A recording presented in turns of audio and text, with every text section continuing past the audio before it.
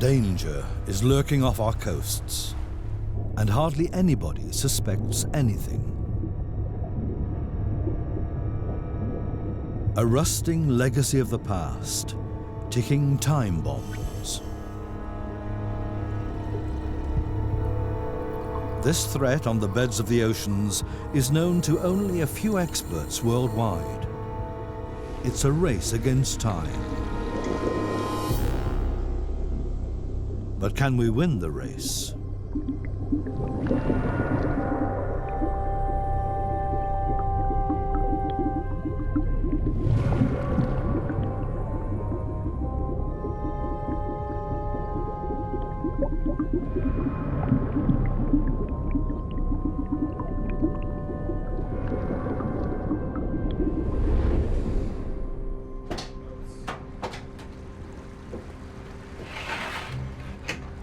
At the Baltic port of Gdynia in Poland, an expert team from the Marine Institute of Gdansk prepares to put to sea on the research ship Emor. On board are hydrographers, divers and biologists. They've been working together for years.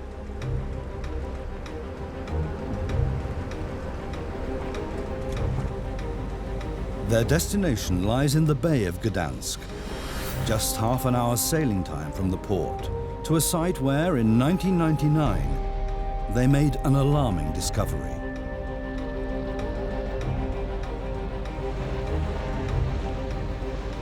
Head of the crew is Benedikt Hack, a former commander in the Polish Navy. He's an uncomfortable warning voice in official ears.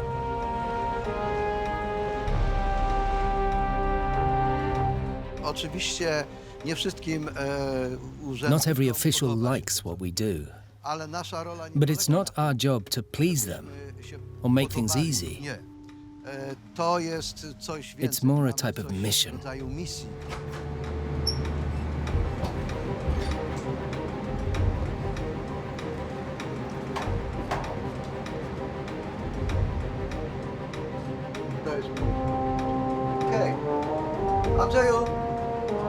Stop the engines. We're over the spot.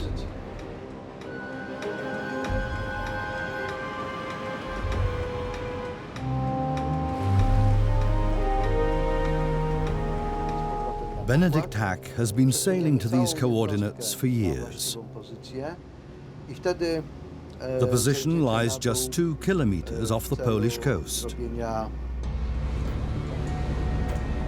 The unspoilt beaches of the Bay of Gdansk are seen as the Polish Riviera. It's a mainstay of East European tourism. Over 2 million Europeans spend their summer holidays here every year.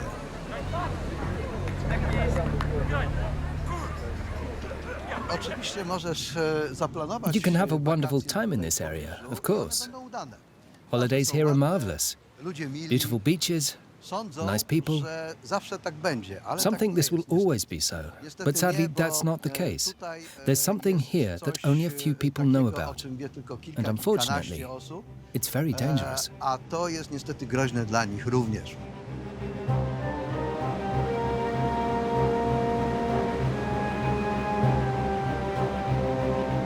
The ship picks up speed to do a sonar scan of the seabed.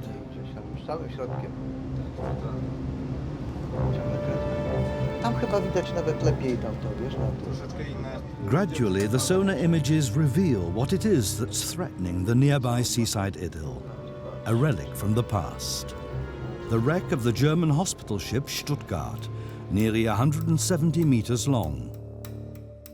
In the autumn of 1943, the ship lay at anchor in Gdynia, which had been renamed Gortenhafen by the occupying Germans, ready to take on wounded German soldiers from the Eastern Front.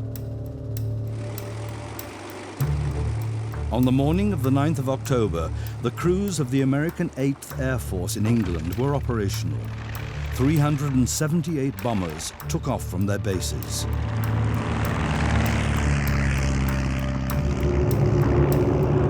Their mission? To destroy the strategically vital ports and dockyards of the then Danzig and Gortenhafen. After a flight of over 4 hours, they reached their target area.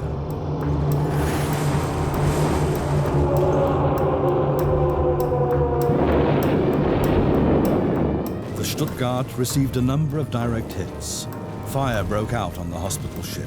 The flames lit up the whole harbour. To prevent the mooring points from being blocked, the Stuttgart was towed out to sea and sunk in the bay.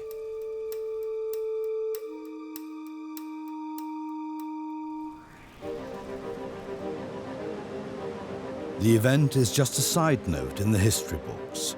The wreck and its position fell into oblivion.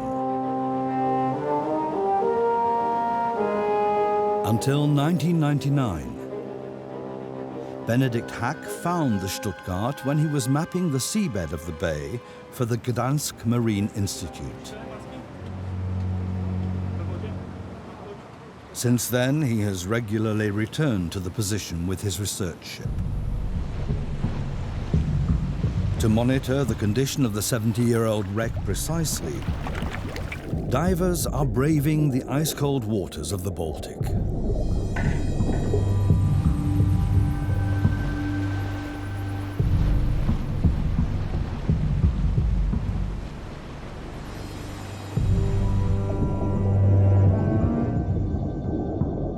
The Stuttgart lies a mere 20 meters down, overgrown with seaweed and shells. Not much is left of the former hospital ship. Just a few remains stick out of the seabed over a length of 2 football fields. In the 1950s, the wreck was partly blown up to salvage the steel for sale.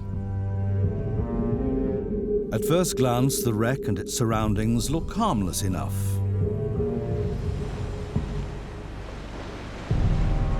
Uwaga! Widzimy! As with every sortie to the Stuttgart, the researchers use a grab to take samples from the seabed.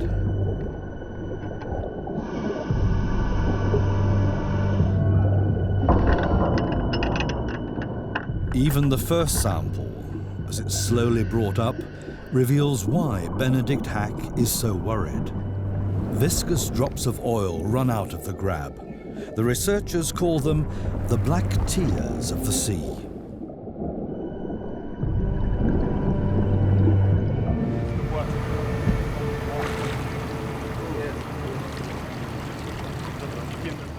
Over the years, they've collected over 1,000 seabed samples from the Stuttgart.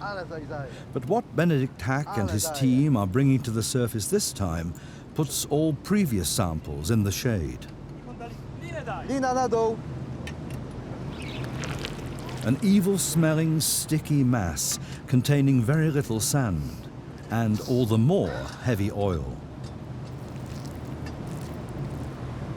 So much oil.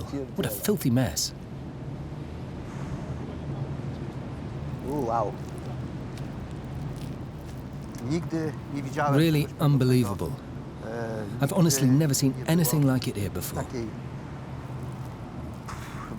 What a stink. The researchers will inspect the mud more closely in the laboratory.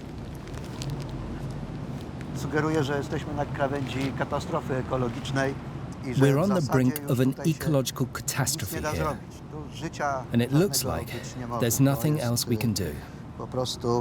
What's happened here is the complete eradication of all forms of life.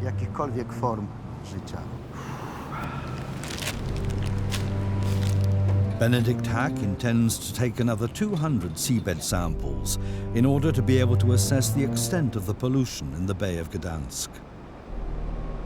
Is the Stuttgart just a tragic one-off case? What about all the other wrecks from the Second World War? Do they pose a threat to the environment?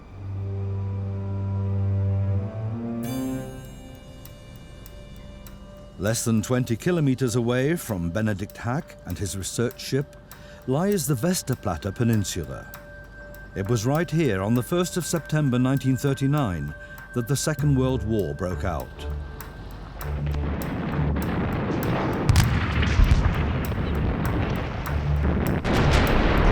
At 4:45 a.m., the German ship Schleswig-Holstein opened fire on Polish positions. It was also the prelude to a 6-year naval war with huge losses. Gigantic fleets fought for supremacy at sea around the world.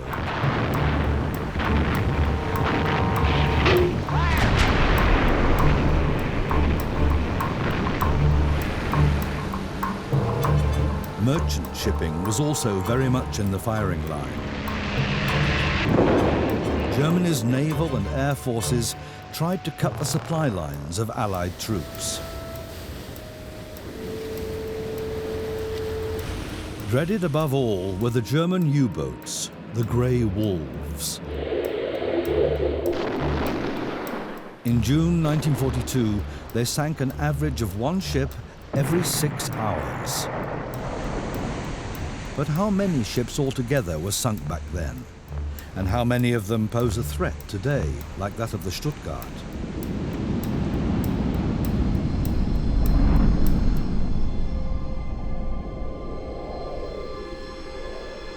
These questions take us to Tampa, on the Gulf of Mexico in Florida.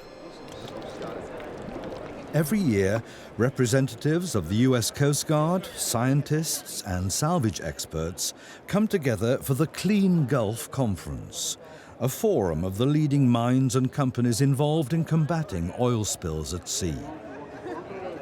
They include Dagmar Schmidt-Edkin, an American biologist in worldwide demand. Back in 2004, she was commissioned to find out how many dangerous wrecks lie in our oceans. I collected data on different wrecks in different places, including a number of German databases, which I translated from German into English, and some of those were based on, which U-boat had sunk which vessels. For 2 months, Dagmar Schmidt-Edkin meticulously searched through archives and gathered data worldwide. From all the shipwrecks she inspected, from sonar pictures like these, she included only those with combustion engines of over 400 gross registered tons and over 150 gross registered tons for tankers. So I found 8,500 and something wrecks worldwide, and about 3/4 of those were World War II related. It was a surprise, They're lying outside ports, at the sites of naval battles, and along trade routes. The precise number of wrecks from the Second World War is 6,338. Whether Italian freighters in the Red Sea or Japanese battleships in the Pacific, 6 years of war were responsible for the majority of all wrecks in the last 100 years of navigation. Sunk with the ships were tons of fuel and freight crude oil, stored in tanks in the ship's steel hulls. But no one knows exactly how much oil is involved. So Dagmar Schmidt-Edkin first produced an estimate for all large wrecks with combustion engines. If I had no information, I looked at the size of the vessel and the type of vessel, a tanker or a non-tank vessel, like a bulk carrier or a Victory ship or something like that. And I assumed, well, let's say at least 10% of the oil may still be on there, maybe 90%, maybe all, we don't know. So I have a range of values. So I estimated, using that methodology, estimated about 2.5 to 25 million tons of oil could potentially be on these wrecks. And that was something of concern because they could potentially leak out and cause the same kinds of damages we see in other oil spills that occur now. One of the most serious catastrophes so far. The oil tanker Exxon Valdez ran aground off Alaska in 1989 and lost over 37,000 tons of crude oil. A mere fraction of the amount of oil lying dormant in the wrecks from the Second World War.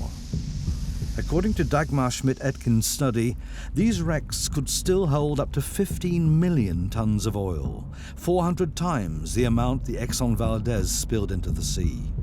I presented my results on the numbers, and the reaction was, this is too big a problem and we can't deal with it. At least here in the United States, but also in other parts of the world. We're sort of buried. It's too complicated. We're not going to be able to deal with it. It's too expensive, and so there's nothing we can do. Dagmar Schmidt-Etkin's survey has been known for more than 12 years. For more than 12 years, experts have been discussing the problem at conferences. Virtually nothing has been done. This delay has fatal consequences. Some ships have already started to leak because no one has done anything about the toxic contents of the ships, and the tanks are now rusting through. A great many wrecks from the Second World War lie off the east coast of the United States.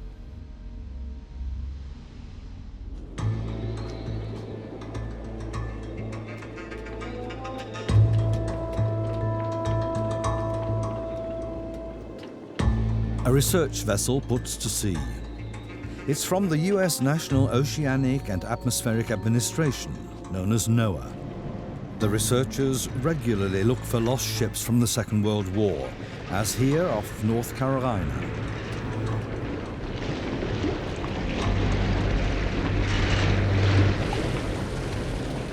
Before Dagmar Schmidt-Etkin's study, it was mainly underwater archaeologists who were interested in wrecks. Increasingly, the researchers at NOAA are realizing they know far too little about the sunken ships of the Second World War.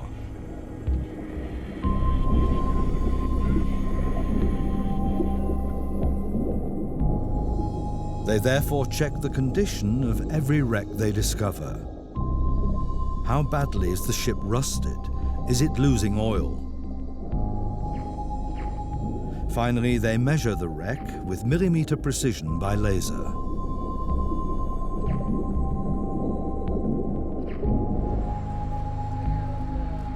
One of the principal goals of the administration is to protect the environment. At NOAA headquarters in Maryland, marine researcher Lisa Simons is responsible for monitoring wrecks in US waters. She was alarmed by Dagmar Schmidt-Etkin's study. She hadn't realized that there were so many wrecks containing millions of tons of fuel. Well, there was a lot of concern, and that was something that we were very aware of, because there's been a lot of allegations about the waters of the United States, the waters of Germany, Europe, Japan being full of ticking time bombs. With the 20,000 points on it, there are actually 30,000. Lisa Simons wants to know exactly. In 2010, the US Congress granted $1 million for NOAA to find out whether and what dangers are posed by the sunken ships in US waters.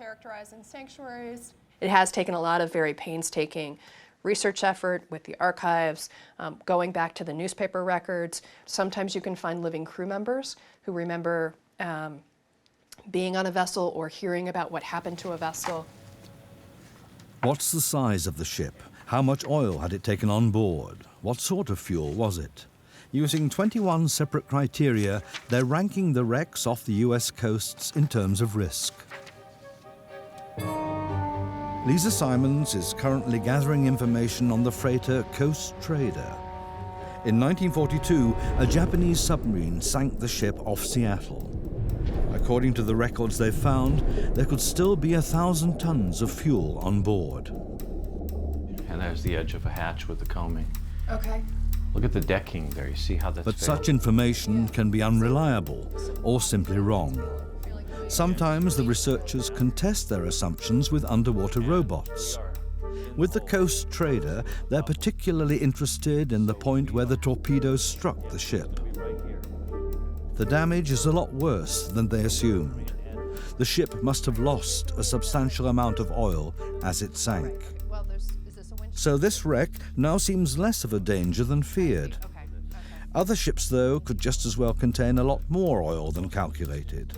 The problem is they don't have the means to examine all the wrecks with underwater robots. Even with the Coast Trader, though, the potential danger is far from averted. The researchers suspect that its tanks might still hold 400 tons of oil. Specialists simulate on the computer what could happen if the toxic freight leaked. The first scenario, all 400 tons spill out. Great stretches of nature reserve on the Pacific coast will be contaminated. Altogether, they worked through 200 simulations, with varying wind directions and amounts of oil, in a bid to assess the threat and devise possible deployment plans for the worst-case scenarios. Hey Lisa, pull up the seat, I'll show you what we're working on. Okay, you've got The results are worrying. Yeah. They put the coast trader in a higher risk category, because in most of the simulations, the oil slick reaches the coast. Lisa Simons knows what that means. When the freighter was sunk in 1942, the beaches were covered in oil. Got the Macaw Reservation. During World War II, the population was very used to having oil on the beaches, as well as having other detritus from war. And adults would go and check the beaches before they would allow kids down to the beaches. People kept cans of kerosene and baby oil outside their back doors to basically wipe off their feet if they had been walking along the surf. So I don't know that that's something that people are going to accept as a way of life if that becomes an ongoing issue, whether it's here or any place else in the world. The researchers examined 573 major shipwrecks more closely. For 87 of them, they produced detailed reports. 36 would be a threat if all their oil leaked out. And 5 wrecks from the Second World War are rated in the highest risk category, with catastrophic results should just one tank leak. The target audience, though, is the United States Coast Guard. These are the wrecks in your area of concern that we did an analysis of. This is what our findings are. These are the wrecks that we recommend that you put into active monitoring, and it's up to the U.S. Coast Guard to determine whether or not they want to do an in-water assessment and then determine whether or not they want to remove the fuel.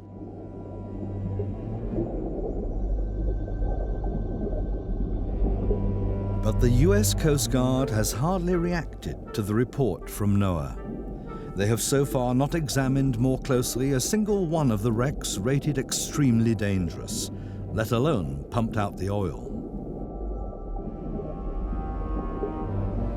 Instead, the watchword is wait and see.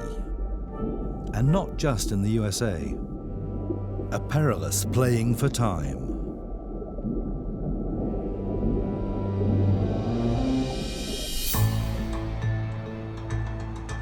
But the marine researchers are not prepared to wait and see.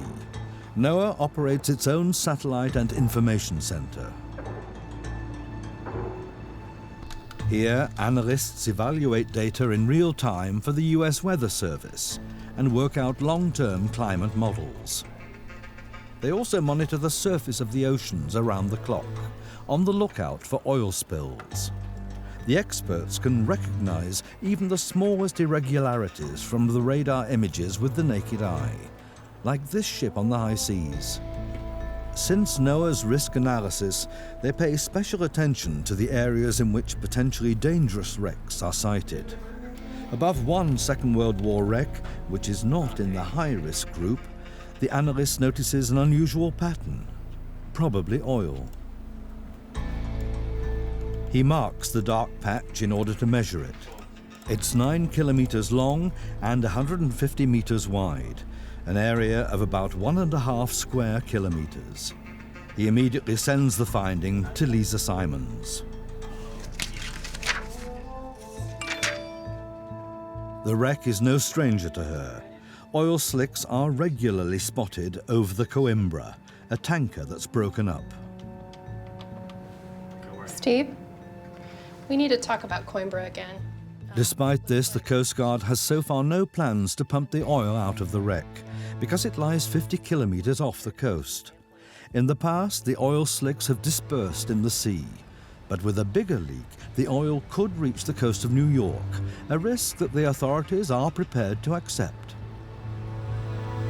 It is a question of money, but for some people, they're more concerned about trying to deal with their issues now than a potential threat. Salvaging oil from sunken ships is possible, but expensive. That was seen in 2015 when the Russian trawler Oleg Naidenov caught fire and sank off the island of Gran Canaria. Salvage companies pumped out over 1,000 tons of oil, which had gone down with the ship. A technically demanding undertaking, because the wreck lies at a depth of over 2,700 meters. The cost, 30 million euros. At this point, I believe we can take care of any wreck. We can operate in any operational environment and any ocean depth at this point. It's just a matter of making the decision to go and look for the wreck and then to solve the problem. That's all we knew, right? We only had a newspaper article. Jim Elliott is a former officer of the US Coast Guard and vice president of the American Salvage Association, a recognized expert for difficult salvage operations around the world. The first thing to happen nowadays after a shipping accident, if the oil threatens the environment, it's pumped off. Otherwise, the owner of the ship is liable for environmental damage. In the case of the Oleg Naidenov, underwater robots cut open access holes to the fuel tanks. By remote control, funnel-shaped collecting vessels were then installed into which the viscous fuel oil could flow under supervision. But are the salvage operators also called out for wrecks from the Second World War, which have been rusting away for decades? To be honest with you, it's very rare that we do this. It's amazing that we're still talking about these wrecks and they haven't been, the issues haven't been solved.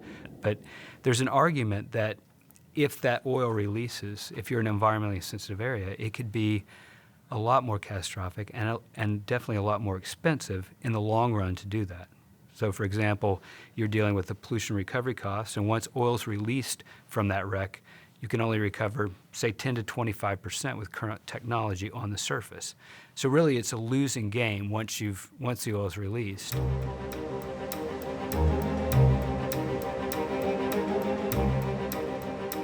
The Bay of Gdansk is one of the losers here. Oil already leaked out of the Stuttgart years ago. And Benedikt Hack has himself experienced the wait-and-see attitude of the authorities.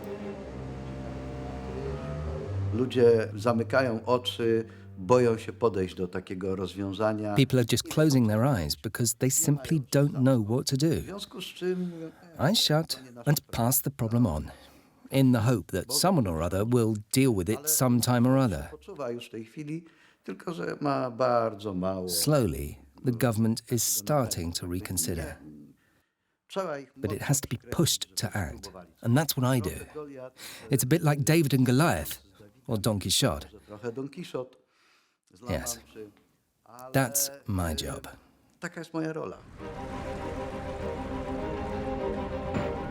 Benedikt Hack employs persistence and facts in a bid to get the Polish Environment Ministry to remove the environmental damage caused by the wreck of the Stuttgart. Chemists are to analyze the seabed samples he's collected from around the wreck. For 2 months, crates of new samples land in the Institute's laboratory every day. The chemical content of more than 200 plastic sacks of oil-contaminated sediment is being determined here. The findings are alarming. The pollution is much more serious than assumed. Some Environment Ministry thresholds for cancer-causing substances in the seabed are exceeded over 1,000-fold. To był szok.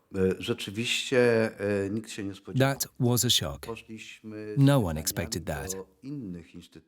So we took the results to other institutes, but all they said was, not possible. You're imagining it. Wam się tylko wydaje.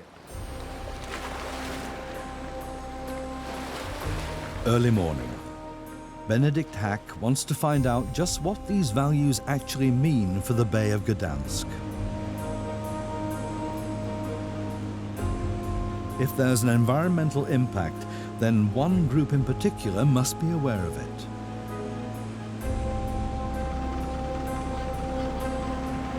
Fishing in the Bay of Gdansk. For centuries, that's meant hard manual labor in small boats. Family businesses in which knowledge about the best fishing grounds is handed down from father to son. Wrecks are especially popular with fishermen. They're a sort of artificial reef and offer marine life protection against enemies.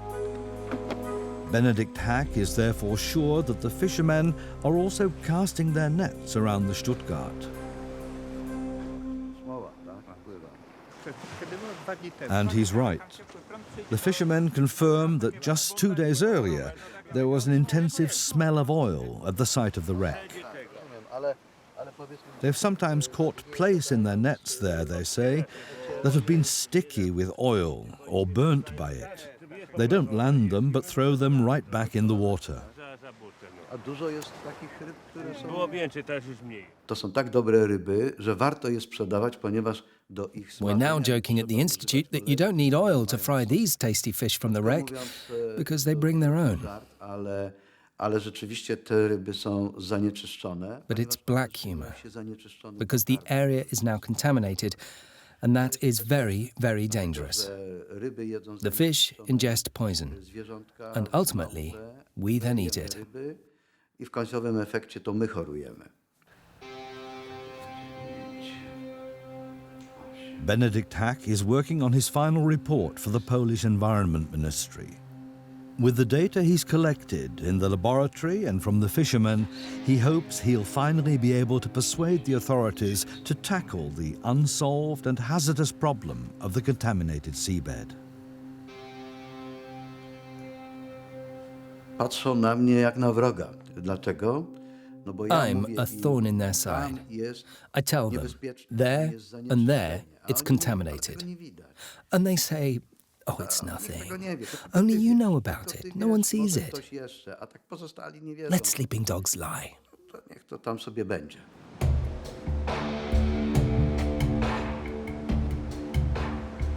Are all countries reacting the same way to the slowly disintegrating wrecks? Don't look, wait and see. Because of its rugged fjord landscape, Norway has a coastline of over 20,000 kilometers.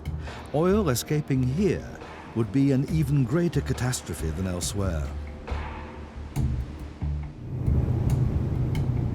That's why the Norwegian coastal authorities have adopted a different strategy. Hans-Petter Mortensholm is in charge of all wrecks off Norway. He's heading for the site where a German Second World War ship sank. What he finds shows clearly that waiting is not an option. Marine diesel is surfacing, drop by drop.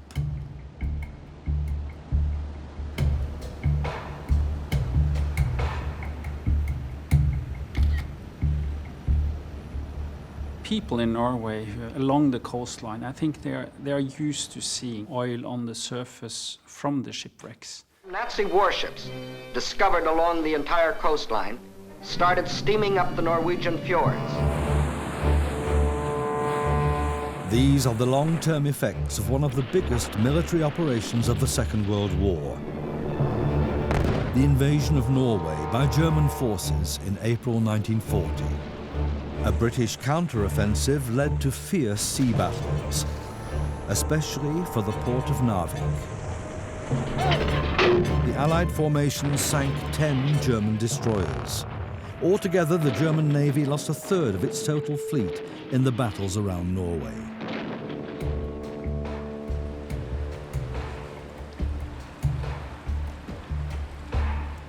The traces of the fighting are still visible today.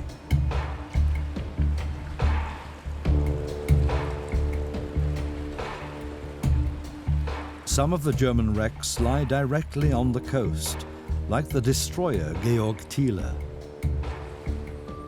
During the Second World War, some 900 ships were sunk in Norwegian waters.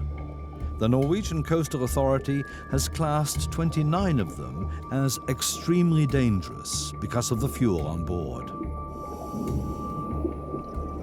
The wrecks are a magnet for divers, even though, or perhaps because, they are war graves. More than 4,000 sailors on both sides were killed in the sea battles. What very few of the divers realize is that the wrecks are an ecological time bomb, relentlessly ticking away. Again and again, oil leaks out of one or the other.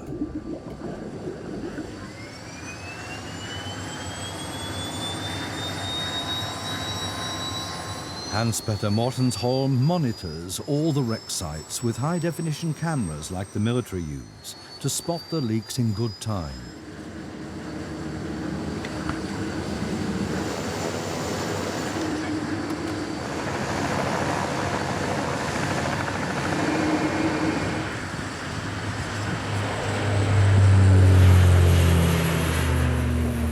At least once a week, Mortensholm and his team fly over all the wrecks classed as dangerous.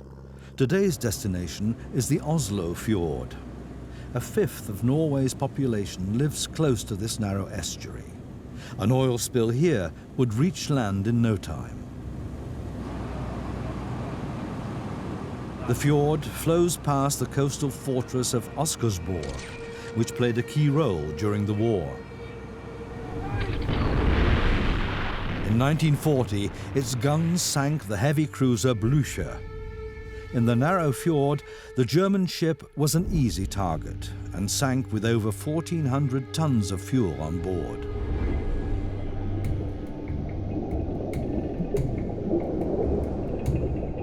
The wreck of the Blücher now lies at a depth of 70 meters. What's not visible is that it now contains only a fraction of its original load of fuel. The Norwegian Coastal Authority had most of it pumped out in a controlled operation in 1994 to avert a catastrophe.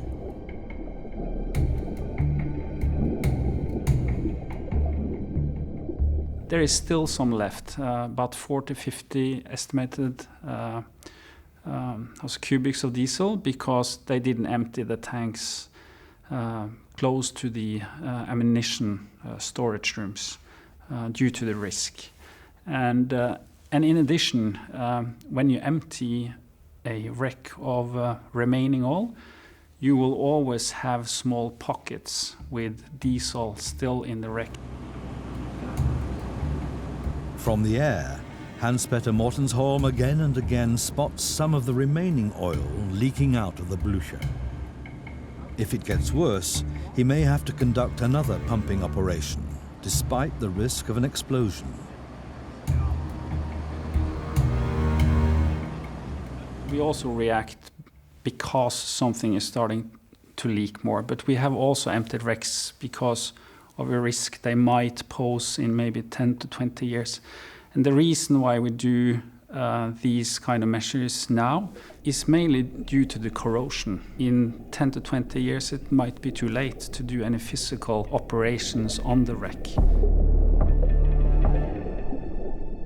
Norway is the only country in the world which is already investing in safeguarding its coasts. While other countries, like the United States, prefer to wait and see rather than pumping, the wrecks continue rusting away. Depending on salt content, water depth or temperature, steel plate loses between 0.5 and 2 millimeters in thickness per decade.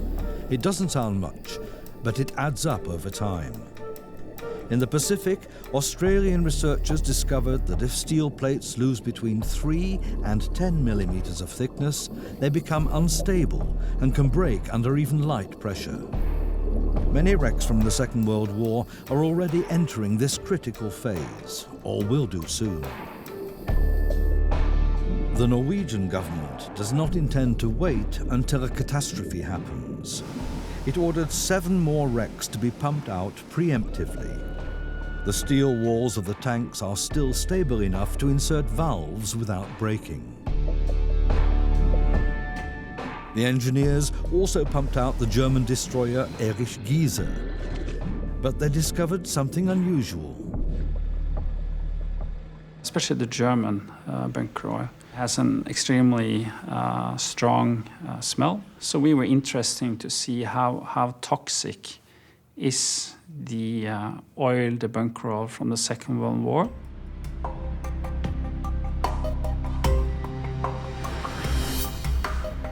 Hans-Petter Mortensholm sent a sample for analysis to Trondheim, to one of the world's leading laboratories for analyzing marine oils.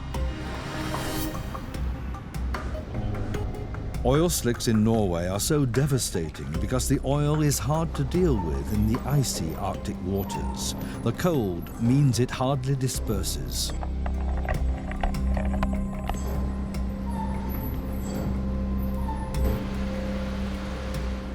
The size of the droplets is also crucial in an oil spill.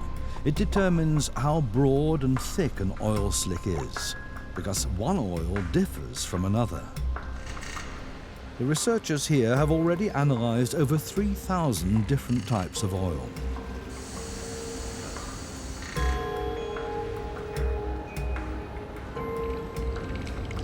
At first, analysing the fuel pumped out of the German destroyer Erich Giese looked like a routine assignment. An early test simulated whether and how far the oil mixes with water in wave swells. The sample had to rotate in this device for 24 hours.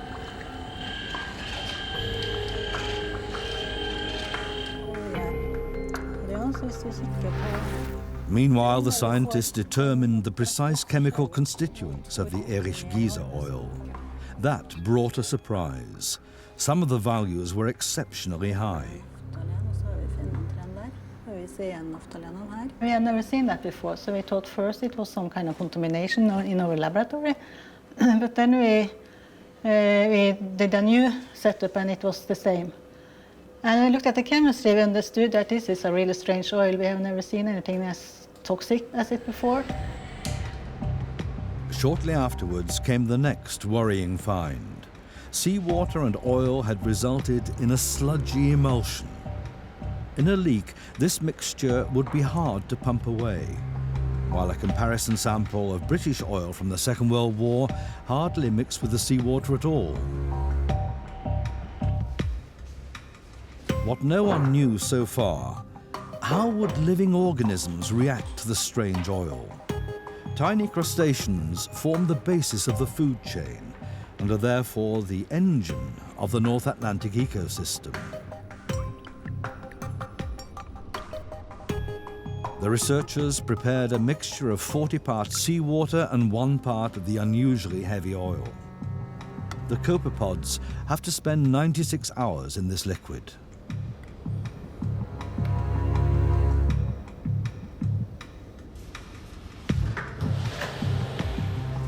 After 4 days, the results were clear. All the crustaceans were either dead or virtually paralyzed. It was a mystery to the researchers why this oil was so exceptionally toxic.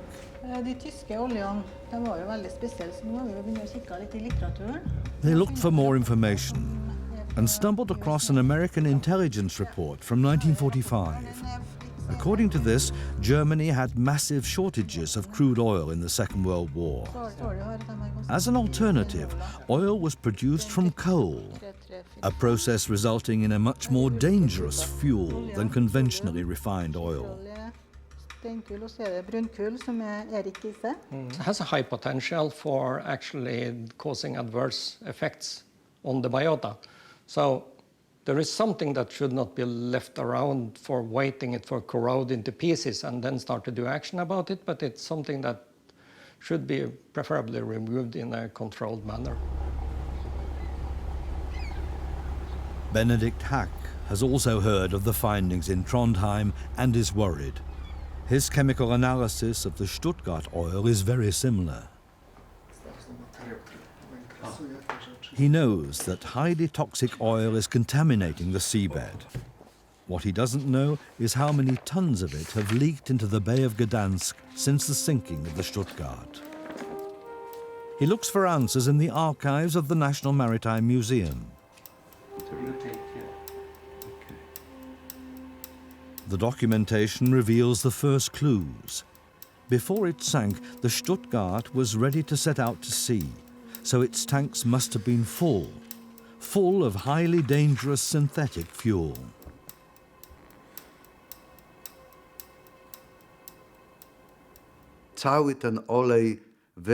This heavy oil simply spilled into the sea and sank immediately to the seabed. According to my research, it was between 850 and 1,000 tons. That's an awful lot. And this amount is spreading further and further, as the results of all his seabed samples show. When Benedict Hack found the wreck in 1999, 25,000 square meters of seabed were contaminated. 10 years later, it was already 32,000 square meters. And the rate of spreading is accelerating. The oil is flowing down an underwater slope. In the meantime, an area of over 50 football pitches is affected. Benedict Hack knows that a solution has to be found for 450,000 cubic meters of seabed. Jeżeli byśmy wzięli ten grunt, if we raise the remains of the wreck and the contaminated seabed and then remove it all, it will cost hundreds of millions of euros. And we'll have the problem of where to put it. But if we seal the site with sand, cover it with a sort of sarcophagus, then we're talking of a sum of maybe 15 to 20 million euros. 20–15 milionów. Benedict Hack believes it will be worth it, so the ecosystem of the Bay of Gdansk could recover. I z pieniędzmi jest jak zawsze nie tak, jakbyśmy. But with money it's always the same. There's not enough of it. So the authorities take cover and push the problem away. They say, no, no, no, no. Our coffers are empty and you want so much money. Sadly, that's how it is.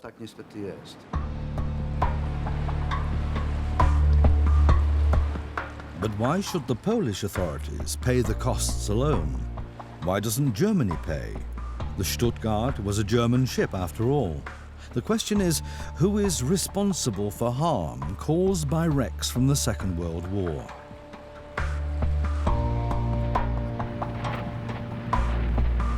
At the University of Hamburg, a professor of international maritime law has been addressing this sensitive issue for years. Henning Jessen is one of the few experts worldwide who are well versed in this complicated legal position. There is no international agreement applicable to war wreckage. It's a legal situation that's unsettled. You could say it's a grey area. The generally recognized view, according to Jessen, is that a warship belongs to what's called the flag state, under whose flag the ship was fighting, even if it sank and became a wreck in the coastal waters of another state. Shouldn't then the owner also be responsible for damage from oil spills?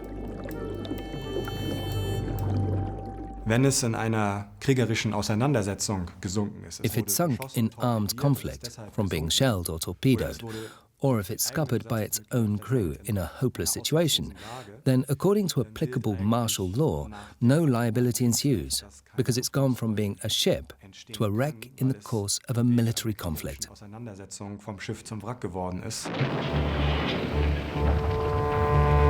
In other words, a flag state like Germany, to which the ships still belong, can legally extricate itself from the matter and pass the costs on to those suffering the damage?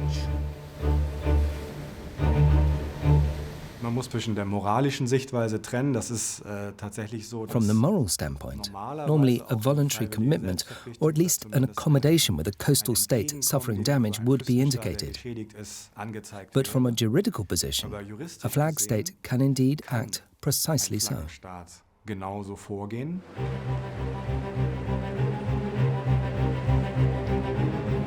No state wants to create legal precedents.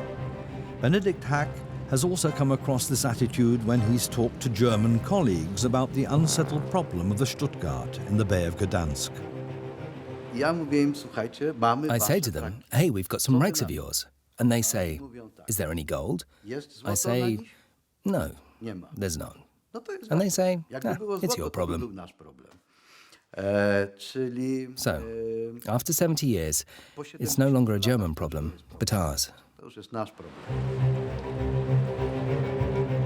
And the Stuttgart is only one of the problems. As Benedict Hack well knows, in the Bay of Gdansk alone, there are over 30 wrecks from the Second World War. He's particularly worried about the German supply ship Franken that was sunk by the Soviet Air Force shortly before the end of the war. A direct hit blew a huge hole in the ship, but the oil tanks remained intact. They could hold 6 times the amount of oil that has leaked from the Stuttgart. But it's likely that neither Poland nor Germany will feel responsible for pumping out the oil. Another wreck from the Second World War, one of over 6,300 worldwide, whose future is uncertain. It is a problem that's not visible until it really happens.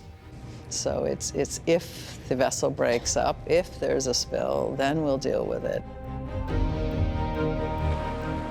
These ships are doing nothing but deteriorating. They're sitting in salt water since the early 40s. It's going to become a chronic process, and you can either deal with it in place or you can deal with cleaning up oil on the beaches on a more routine basis. The question is not whether, but when it will happen. The decision as to what we do about it is ours alone.